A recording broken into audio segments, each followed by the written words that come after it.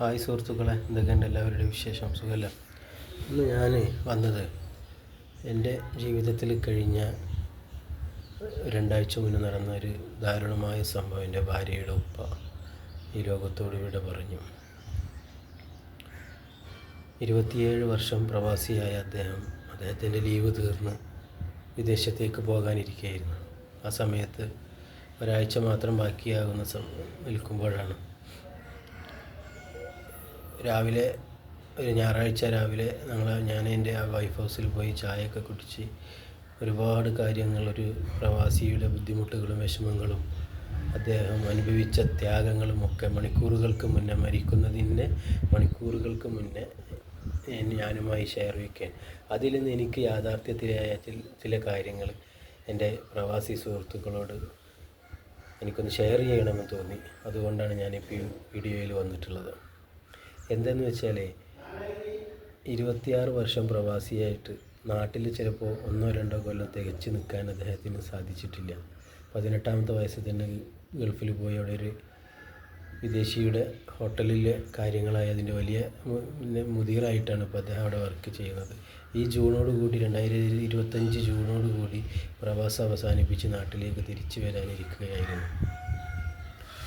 ആ സമയത്താണ്,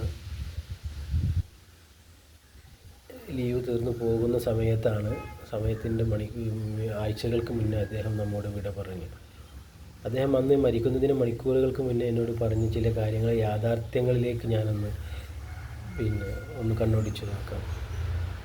ഒരു നാട്ടിൽ വന്നാൽ കുടുംബത്തോടൊപ്പം മാത്രം ചിലവഴിക്കുക, പുറത്തൊന്നും അങ്ങനെ പോവാതെ കുടുംബവുമായി വളരെ അറ്റാച്ച്ഡ്, കുടുംബം അദ്ദേഹത്തിന് അങ്ങനെ ഉള്ളതാണ്. എല്ലാ പ്രവാസികൾക്കും കുടുംബത്തോട് വളരെ അറ്റാച്ച്മെൻ്റ് ആയിരിക്കാം.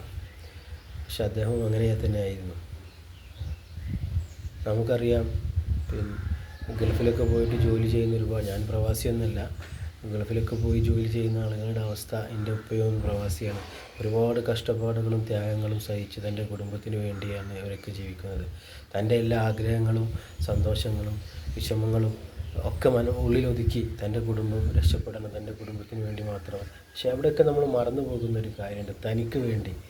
ഇപ്പോൾ എൻ്റെ ഉപ്പയായാലും ഭാര്യയുടെ ഉപ്പയായാലും എൻ്റെ ഉപ്പയായാലും അവർക്ക് വേണ്ടി ജീവിക്കാൻ അവർ മറന്നു. അവരുടെ ലൈഫ്, അവരുടെ ജീവിതത്തിൻ്റെ നല്ല വിലപ്പെട്ട സമയങ്ങൾ, കുടുംബത്തോടൊപ്പം മക്കൾ വലുതാകുന്നത്, ഒരുപാട് കാര്യങ്ങൾ മിസ് ചെയ്തിട്ടായിരിക്കും അവരൊക്കെ അവിടെ പ്രവാസത്തിലെ വിഷമങ്ങളും കഷ്ടതകളൊക്കെ അനുഭവിച്ച് നിൽക്കുന്നത്. പക്ഷെ അവർക്ക് വേണ്ടി ജീവിക്കാൻ അവർ പലപ്പോഴും മറന്നു പോവുകയാണ്. പിന്നെ അവസാനം ഒരു മരണമെന്ന 3 അക്ഷരത്തിൽ എല്ലാവരും നമ്മൾ യാത്രയാവുകയും 99.9% പ്രവാസികളുടെ അവസ്ഥ. പിന്നെ വലിയ ബിസിനസ്മാൻമാരും അവരൊക്കെ ഉണ്ടാകുമ്പോൾ അവർക്ക് ഫാമിലിയും കാര്യങ്ങളൊക്കെ കൊണ്ടുപോയി അവർ ജീവിതം അവിടെ എക്സ്പ്ലോർ ചെയ്യാൻ കഴിയും. പക്ഷേ എന്നെ സംബന്ധിച്ചിടത്തോളം പറയുകയാണെങ്കിൽ, നിങ്ങൾ എവിടെ പ്രവാസിയാണെങ്കിലും നിങ്ങൾക്ക് വേണ്ടി ജീവിക്കാൻ മറക്കരുത്. എൻ്റെ ഭാര്യയുടെ ഉപ്പയുടെ അവസ്ഥയിൽ നിന്നും എനിക്കതാണ്. മരിക്കുന്നതിന് മണിക്കൂറുകൾക്ക് മുന്നെയാണ് അദ്ദേഹം എന്നോട് പറഞ്ഞത്, ഞാൻ ഗൾഫിൽ പോയാൽ ഒരു ഷർട്ട് പോലും പൈസ കൊടുത്ത് വാങ്ങിക്കൂല. കാരണം അതിന് സമയമില്ല, ഇടാനും സമയമില്ല, അത് ഇട്ടിട്ട് വേറെ എവിടെയെങ്കിലും പോകാനില്ല. ഈ ഡ്യൂട്ടി റൂം ജോലി, അത് മാത്രമുള്ള ലൈഫാണ്. 2 കൊല്ലം നിൽക്കുന്ന ഏത് പ്രവാസി, ഒരു ആവറേജ് ജോലി ചെയ്യുന്ന എല്ലാ പ്രവാസികളുടെ അവസ്ഥ. അപ്പോൾ നിങ്ങൾ പ്രവാസിയായ സുഹൃത്തുക്കളോട് എനിക്ക് പറയും, നിങ്ങൾക്ക് വേണ്ടി ജീവിക്കാൻ മറന്നു പോവുകയാണ്. നിങ്ങൾക്ക് വേണ്ടി ജീവിക്കണം. എപ്പോഴാണ് നമ്മുടെ സംഭവങ്ങൾ കഴിയുക എന്നൊന്നും പറയാൻ കഴിയില്ല. ആർക്കാണ് എങ്ങനെയാണ് ഒന്നും പറയാൻ കഴിയില്ല. കുടുംബത്തെ ഭദ്രതമാക്കി തൻ്റെ കൈകളിൽ ഏൽപ്പിച്ച് എല്ലാ ഉത്തരവാദിത്തങ്ങളും മറ്റുള്ളവരെ ഏൽപ്പിച്ചിട്ടാണ് എൻ്റെ ഭാര്യയുടെ പിതാവ് ഞങ്ങളോട് വിട പറഞ്ഞത്.